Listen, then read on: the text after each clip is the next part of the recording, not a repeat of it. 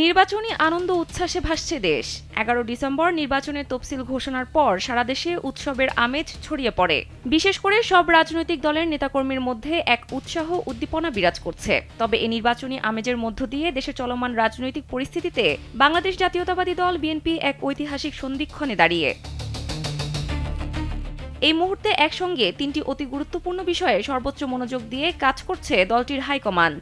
সেগুলো হচ্ছে বিএনপির চেয়ারপারসন খালেদা জিয়ার অসুস্থতা ও চিকিৎসা, ভারপ্রাপ্ত চেয়ারম্যান তারেক রহমানের দেশে ফেরা নির্বিঘ্ন করা এবং আসন্ন ত্রয়োদশ জাতীয় সংসদ নির্বাচনে বিজয় অর্জন। Japan Bangladesh joint venture company JBS holdings limited. বর্তমানে এই তিনটি প্রধান ইস্যু ঘিরে মহাব্যস্ত বিএনপির সর্বস্তরের নেতাকর্মীরা।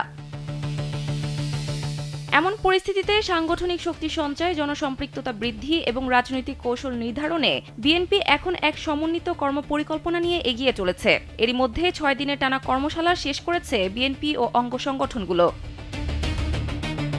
তবে খালেদা জিয়ার অসুস্থতা নিয়ে চিন্তিত ও উদ্বিগ্ন হলেও দলের ভারপ্রাপ্ত চেয়ারম্যান তারেক রহমানের দেশে ফেরা নিয়ে নেতাকর্মীরা উচ্ছ্বাসিত।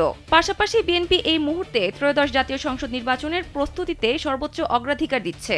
এরই মধ্যে ২৭৫টি আসনে সম্ভাব্য প্রার্থীদের নাম ঘোষণা করেছে দলটি। দলটির শীর্ষ নেতৃত্ব মনে করছে, জনগণ ও আন্তর্জাতিক মহলের সমর্থনের কারণে এবার বিজয়ের সুযোগ সর্বাধিক। বিএনপির ভারপ্রাপ্ত চেয়ারম্যান তারেক রহমানের পররাষ্ট্র বিষয়ক উপদেষ্টা কমিটির সদস্য বদরুল আলম চৌধুরী শিপলু কালবেলাকে জানান, বিএনপি চেয়ারপারসন বেগম খালেদা জিয়া আমাদের আশা ভরসার প্রতীক। তিনি জাতির অভিভাবক। তার অসুস্থতায় শুধু বিএনপি নয়, পুরো বাংলাদেশ এই মুহূর্তে কঠিন সময় অতিক্রম করছে। অন্যদিকে চলমান ক্রান্তি লগ্নে দীর্ঘ ১৮ বছর পর বিএনপির ভারপ্রাপ্ত চেয়ারম্যান তারেক রহমানের স্বদেশ প্রত্যাবর্তন দলকে সাংগঠনিক এবং নেতৃত্বের ক্ষেত্রে শক্তিশালী করবে। দলের বর্তমান এই ত্রিমুখী ব্যস্ততা প্রমাণ করে, বিএনপি এখন শুধু একটি প্রতিবাদী দল নয়, বরং একটি ক্ষমতা প্রত্যাশী ও সুসংগঠিত শক্তি হিসেবে আগামী দিনের রাজনীতিতে গুরুত্বপূর্ণ ভূমিকা রাখতে প্রস্তুত।